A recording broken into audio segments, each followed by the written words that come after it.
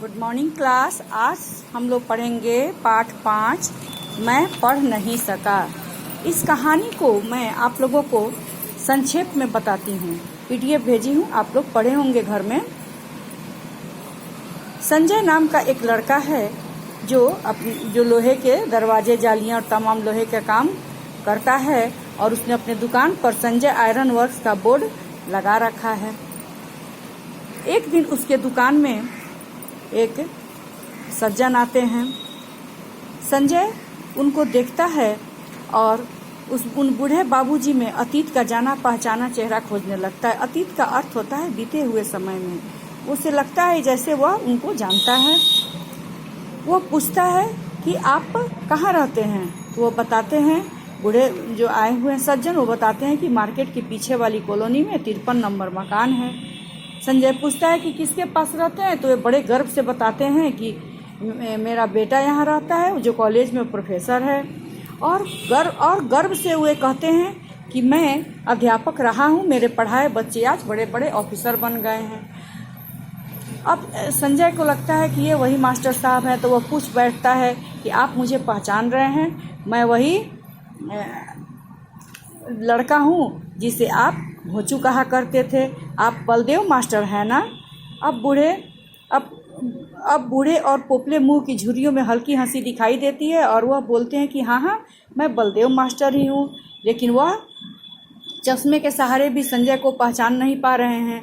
संजय उनको याद दिलाता है कि 17-18 साल पहले महेंद्रगढ़ी के सरकारी स्कूल में मैं 7वीं कक्षा में पढ़ता था और आप हमको घोचू कहा करते थे, कहते थे कि इसे कुछ नहीं आएगा तो एकदम घोचू है। इस तरह से आपने मेरा नाम भी घोचू रख दिया था।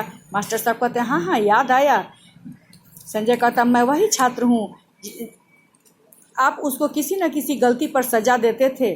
कहते हैं मास्टर साहब कहते हैं कि अरे बेटा स्कूल में तो ये बातें होती रहती हैं। फिर संजय उनको बताता है कि किस तरह से होमवर्क नहीं करने के कारण आपने मुझे बहुत पीटा था और आपकी उसी मार ने मुझे भटकने के लिए मजबूर कर दिया। मास्टर साहब आश्चर्य से पूछते हैं लेकिन, कहता है कि आपकी इस मार से दरअसल मेरे मन में पढ़ाई के प्रति नफरत पैदा हो गई और मैंने घर आकर माँ से कह दिया था कि अब मैं स्कूल पढ़ने नहीं जाऊँगा। फिर माँ के लाख समझाने के बाद भी मैं स्कूल में पढ़ने के लिए नहीं गया। संजय एक क्षण को रुका और फिर बोला सर आप तो जानते ही थे। वो अपनी कहानी बताता है कि सर आपको तो पता ही होगा कि मेरी माँ आपको बताई थी, पिता मेरे चौकीदार थे जो एक दिन डाकुओं से मुकाबला करते हुए शहीद हो गए थे। तब मैं बहुत छोटा था और मेरी माँ मुझे आपके पास लेकर आई थी और कही थी कि यही मेरी ज़िंदगी का सहारा है, पढ़ लिख लेगा तो कुछ बन जाएगा तो ज़िंदगी आराम से कट जाएगी। और आप बहुत खुश हुए थे कि एक गरीब विधवा भी अपने बच्चे को पढ़ाना चाहती है।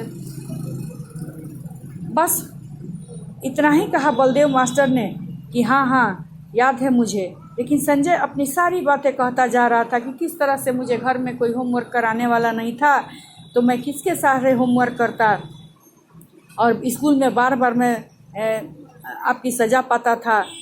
तो मास्टर साहब पूछते हैं कि क्या फिर तुमने पढ़ाई नहीं की? संजय कहता है कि नहीं, कई दिनों तक यूं ही भटकता रहा, घूमता रहा। 2 महीने बीत गए तो एक दिन मेरे मामा जी आए और वे हमें अपने साथ सुजानगढ़ ले गए।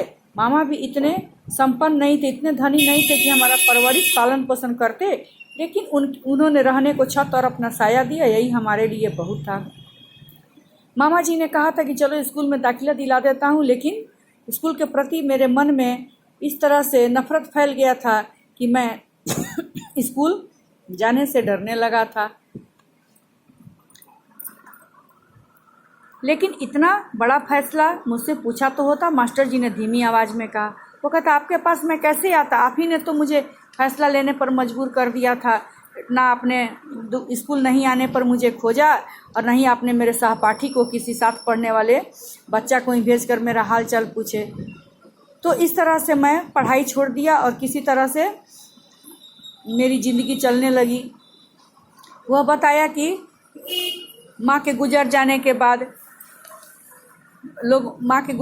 के बाद मैं लोहे के कारखाने में नौकरी पर मामा ने एक भले इंसान ने मुझे लगवा दिया। मैंने वहाँ काम सीखा, कुछ पूंजी जमा की और फिर श्यामगंज में लोहे की एक दुकान की गुंजाइश थी स्थान जगह, तो मैंने एक यहीं पर एक दुकान खोल लिया। उसके बाद वो कहता है कि तब अब बताइए मास्टर साहब कि क्या करना है।